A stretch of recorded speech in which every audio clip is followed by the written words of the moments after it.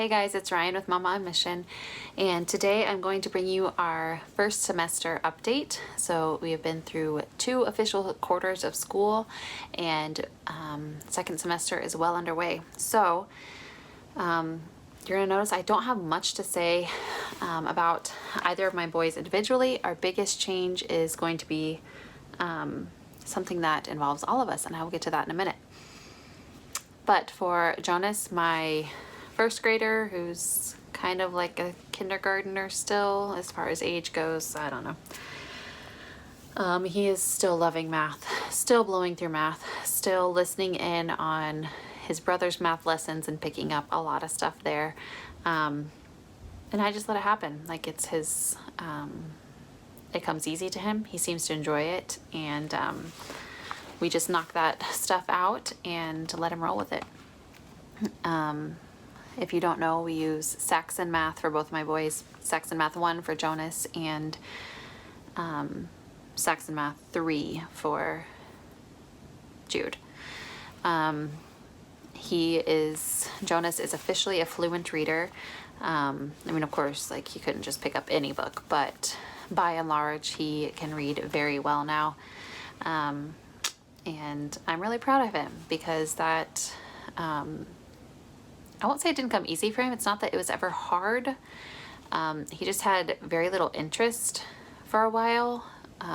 Whereas his older brother had a ton of interest from the get-go in being able to read. So I was kind of like, what do I do with a kid who doesn't want to read? But as soon as he decided that he wanted to and that he could learn how to read and what benefit it would be to him, he picked it up and nothing flat. If you remember, we are using Ordinary Parent's Guide to Teaching Reading, and we are well over halfway done through that. So we'll easily finish that by the end of the school year. He has all the basics down. We're now working on some of those harder rules and those things that aren't really rules, like all the exception to the rules that the English language has. So I would call him an official reader now.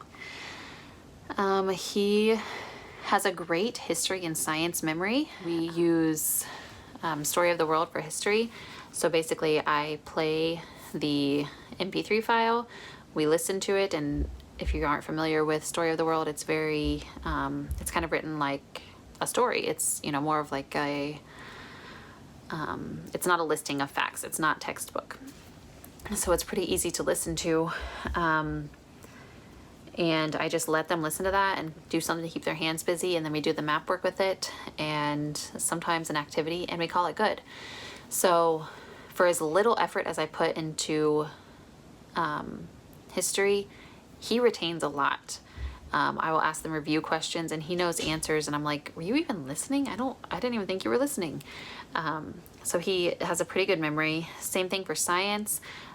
We use Apologia. This year we're doing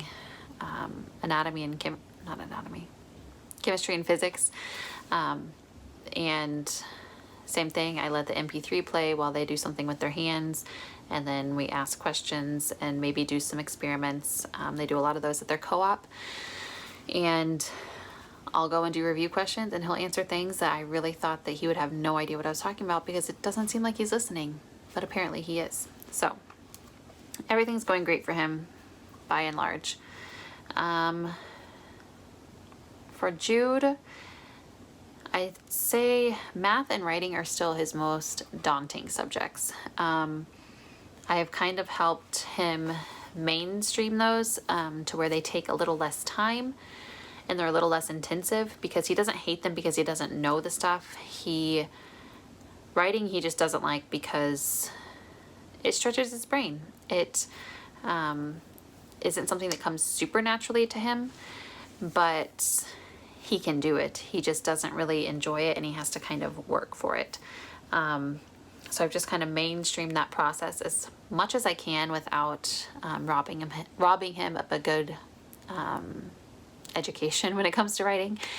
And so he doesn't fight me as much as he used to on writing. He still just doesn't love it, but I think he just might not love writing ever, no matter what subject or what curriculum I use. So in math, he loved math until it got a little difficult. And I'm not saying he's even struggling in it. It just, you know, third grade math, it kind of just got a little more than what he was used to. And he still gets, you know, does well in math. He just has to work for it instead of just like breezing through it. And so he says he doesn't like math, but I'm like, you're good at it, you know? So I think it's just, he doesn't like to be challenged. He likes things to be easy, which don't we all? So I'm trying to kind of teach him, you know, have a character lesson of, you know, things that challenge you are still good things, and overcoming challenges is something to celebrate. We have to do the hard things. So even if we don't like them, we have to do them. We're using that more as like a character building thing. So, other than that, he is officially into the diagramming sentences part of grammar, and it is definitely not his favorite thing, but he's really good at it. I kept hearing all the horror stories about sentence diagramming, and so far, knock on wood, we do not hate it. So he's doing pretty well at that, and hopefully that keeps going. Anyway, he seems to be doing fine with that. Now, as for what has changed, we are officially, at least for this year, I'm not making any promises for next year, year-round homeschoolers. We were just really having a hard time staying caught up to what I deemed caught up. We're still getting our hours in. We're still doing fine. We're doing plenty of school. But the plan I had for us to finish all these pieces of curriculum and our textbooks by a certain date, we were either falling behind or we were working really hard all the time and then getting really grumpy with each other at the end of a day. And I just came to the realization that it's not worth it. One of the reasons we homeschool is to work on the hearts of our children and to cultivate good relationships with them, and to, there's so many reasons we homeschool, but if we are pounding the books all day long and still not quite getting done what we need to get done, and, you know, whatever, and everyone's just miserable, I don't want to do this. So we are officially going to try year-round homeschooling. That being said, it takes a lot of pressure off of us. And I've just kind of gone through and minimalized a lot of our stuff altogether. Like I said, the writing and the math for Jude, we've minimalized that a little bit. We're not taking away anything necessarily. We're just kind of streamlining the process. And we're just simplifying. We're just simplifying our days. And if that means that some of our curriculum stretches into the summer, then so be it. And I've gone through and planned kind of a loose 6 weeks on, 1 week off schedule, just to give us some breaks in there. And also, we should be finishing a lot of our curriculum probably by the end of May, beginning of June anyway. So they'll still get a lighter load during the summer, so they'll still feel like they have a summer break, but we're not just gonna, you know, hoof it until May and then do nothing for the summer. We're going to slow down our pace a little bit, lighten our load a little bit, take a week off in, I think, March, and in, I don't remember, 6 weeks after that, take another one, I think in May, and then take one in July for our vacation. And then during the summer, just as we finish textbooks, don't start new ones, but keep going with some of the other stuff and just have a lighter load in the summer so we still feel like we have a summer break. And I have high hopes that this will work out for us. Anyway, that took a lot of discussion with people and thinking on it and chewing it over with my husband, but we really feel like this is the best route for us to go right now. So I want to end this with what we're loving, what we're hating, and what we're dealing with. Like what we don't love, but we're just gonna keep plugging on with it. What we're loving. I am personally loving our Latin right now. I love how easy it is. We use Song School Latin. We're in book 2 this year. And by easy, I just mean for my part. It takes no planning on my part. There's a video, there's a CD, and I just kind of sit back and direct them, but I don't have to do anything. And it's great. And and they have fun with it. And then geography is going really well. We used Galloping the Globe, and we take that, again, we've simplified it a lot, and we just read a lot of books, and we look at a lot of pictures and a lot of YouTube videos, and do a little bit of map work and call it good, and we love it. Then I'm also loving our morning time rotation. I told you this at the beginning of the year, but we do 6 weeks of music, and by music I mean like a study of the composers, so I guess like music history, and then we do art history for 6 weeks, and then we do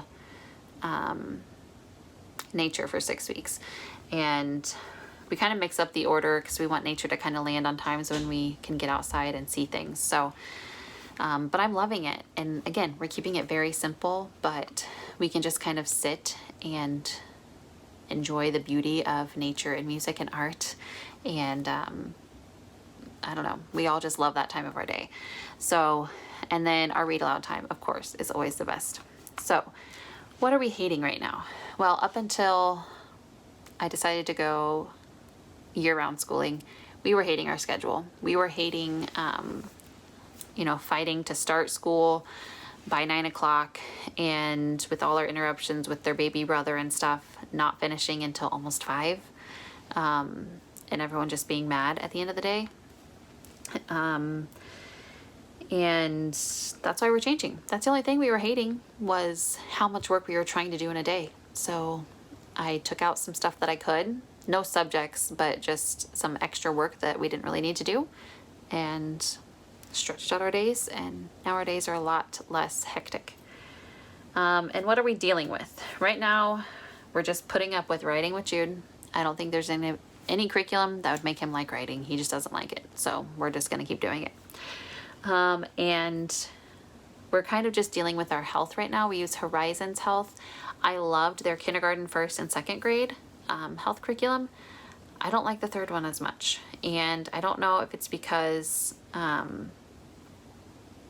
some of the stuff is written more for a classroom setting, but I just find it really hard to engage my kids in it. So I mostly just use it as a guide for conversation. So I look at what their conversation, or what they're talking about in the book, and I just kind of run with it, and I make our own conversation out of it. And I use a few of their worksheets, but not all of them.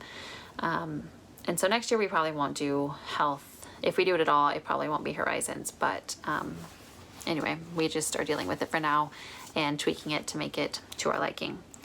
So I will be doing soon a curriculum picks for the 2020-2021, that's a lot of 20s, school year. So be on the lookout for that. And newsflash, we're not really changing a lot, but be on the lookout for that anyway. And I thank you so much for watching, and I will talk to you next time. Bye.